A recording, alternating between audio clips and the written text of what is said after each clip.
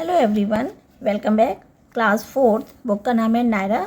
तो उसका chapter number है 5, जिसका चैप्टर का नाम है ओणम। ओणम एक क्या है, फेस्टिवल है हमारा, कहाँ का, केरल का। तो उसके बारे में हम लोग पढ़ेंगे आज। तो उससे पहले हम करेंगे इस लेसन की पाठ चर्चा कि इसमें क्या दिया गया है। ओणम केरल प्रदेश का प्रमुख त्यौहार है। इसे बहुत ही खुशहाली और समृद्धि का प्रतीक माना जाता है। इसे कई दिनों तक विभिन्न रूपों में मनाते हैं। इस त्यौहार को, यानी कि कौन से त्यौहार को, ओणम को कैसे मनाया जाता है, वो आओ इस पाठ में पढ़कर हम लोग जानते हैं कि ओणम त्यौहार को किस प्रकार केरल में मनाया जाता है। तो चलिए हम लोग स्टार्ट करते हैं और देखते हैं ओणम त्यौहार का जो ओणम फेस्टिवल है केरल का किस तरीके से सेलिब्रेट किया जाता है। बच्चे सुबह सुबह नहा धोकर हाथ में टोकरी लिए लाल पीले सफ़ेद फूल तोड़ने के लिए कूदते खाते बाग बगीचे में निकल पड़े। सूर्योदय होते ही आंगन को गोबर से लीपा और फिर आंगन में फूल चक्र बनाए। इसी के साथ केरल में ओणम का त्यौहार शुरू हो गया।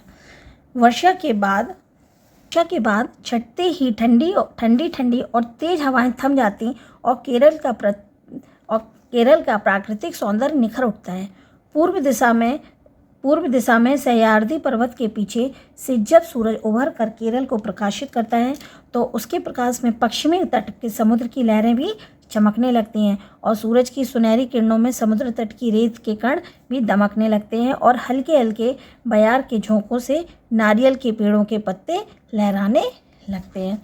पेड़ पौधे और बेलों में हरियाली भी छा जाती है। नदी सरोवर तालाबों का निर्मल यानी कि साफ स्वच्छ पानी उजले दिन और चांदनी रातों के वातावरण को बहुत ही सुंदर बना देता है। पक्षी भी अटखेलियाँ यानी कि शैतानियाँ करते हुए दिखते हैं, प्रतीक होते हैं। ओणम के दिनों में रंग बिरंगी तितलियाँ खिले हुए फूलों पर मंडराती हैं और ऐसा लगता है कि मानो प्रकृति भी केरल वासियों के जो महोत्सव है, ओणम त्यौहार है, उसके स्वागत की पूरी तैयारियां कर चुके हैं। किसान धान की फसल भी काट चुके हैं और खलिहानों में धान भर गए हैं। धान यानी चावल। तो किसान धान की फसल यानी चावलों की फसल को काट चुके हैं और खलिहानों में भी भरे हुए हैं। श्रावण माह के श्रवण नक्षत्र के दिन ही ओणम का त्यौहार आता है। केरल वासियों के लिए ओणम का त्यौहार वास्तव में बसंतोत्सव से भी कम नहीं है। सभी लोग आनंद और उत्साह के साथ अच्छे अच्छे कपड़े भी पहनते हैं, घर को सजाते हैं और सज धज कर बहुत खुशियाँ मनाते हैं। त्रिवोणम के दिन बड़े सवेरे परिवार का हर सदस्य परिवार के मुखिया के हाथों से नए कपड़े लेते हैं और वह पहनकर अच्छे से तैयार होकर सुंदर ढंग से ओणम का पर्व मनाने के लिए तरह तरह की तैयारियों में भी जुट जाते हैं। के भोजन में चावल, सब्जियां, खीर, पापड़ और कई प्रकार के स्वादिष्ट फल भी होते हैं। ओणम के त्यौहार के उपलक्ष्य में विशेष प्रतिभोज आयोजित भी किए जाते हैं। प्रतिभोज के बाद लोग अपनी अपनी रुचि के अनुसार खेलकूद, कविता, प्रसंग और नृत्य गान यानी कि नाच गाना में भी अपना समय को व्यतीत करते हैं। ओणम के त्यौहार का एक प्रमुख आकर्षण होता है, क्या होता है, नौका दौड़। तो केरल में एक नौका दौड़ होती है, वो सिर्फ ओणम के फेस्टिवल के दिन ही होती है।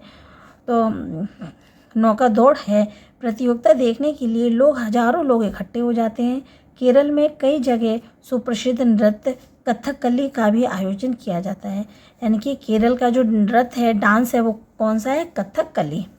महिलाएं और लड़कियां भी कई प्रकार के नृत्यों और झूला झूलने आदि खेलों में भी भाग लेती हैं।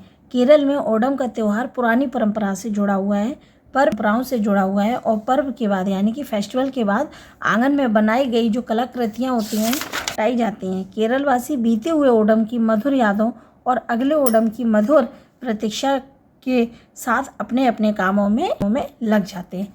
तो ये केरल का एक फेस्टिवल है, मतलब केरल का एक जो ओणम फेस्टिवल है उसमें ये प्रतियोगिता होती है जिसको कहते हैं नौका प्रतियोगिता। ये कौन सी प्रतियोगिता हो रही है, नौका यानी कि नाव चलाने वाली रेस हो रही है।